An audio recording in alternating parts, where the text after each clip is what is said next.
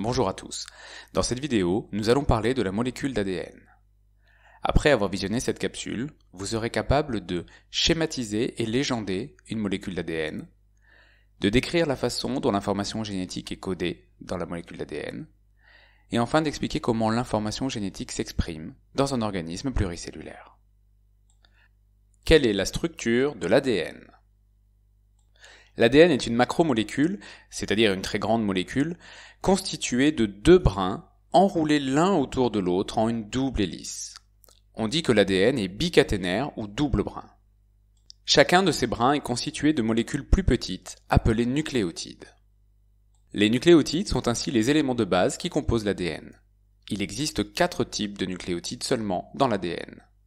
Les nucléotides à adénine, notés grand A, les nucléotides à cytosine, notés grand C, les nucléotides à thymine, notés grand T, et les nucléotides à guanine, notés grand G. Un brin d'ADN est donc constitué d'une succession de ces 4 types de nucléotides. Les deux brins sont appariés, c'est-à-dire en quelque sorte attachés l'un à l'autre par des liaisons entre les nucléotides. Attention toutefois, il existe une règle de complémentarité pour lier deux nucléotides entre eux.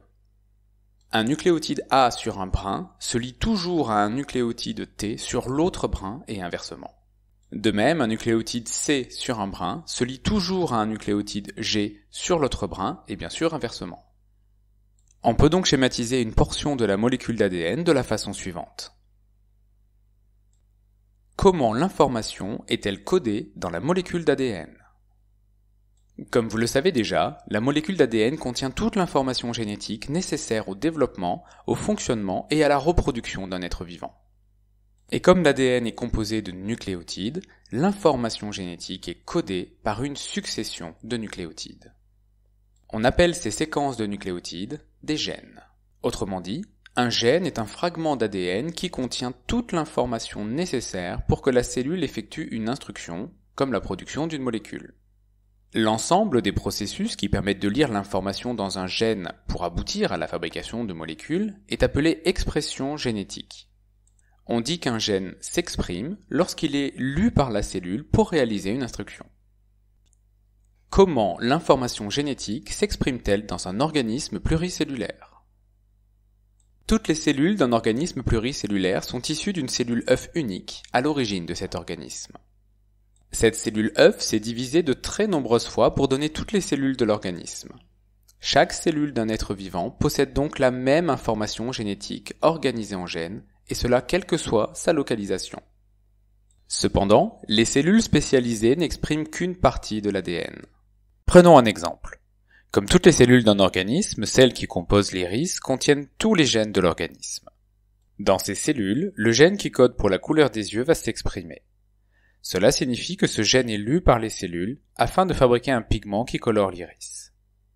En revanche, pour les cellules qui composent l'intestin, même si elles contiennent également le gène qui code pour la couleur des yeux, celui-ci ne s'exprime pas. Autrement dit, selon sa localisation dans un organisme pluricellulaire, une cellule est spécialisée et ne va exprimer que les gènes en rapport avec sa fonction.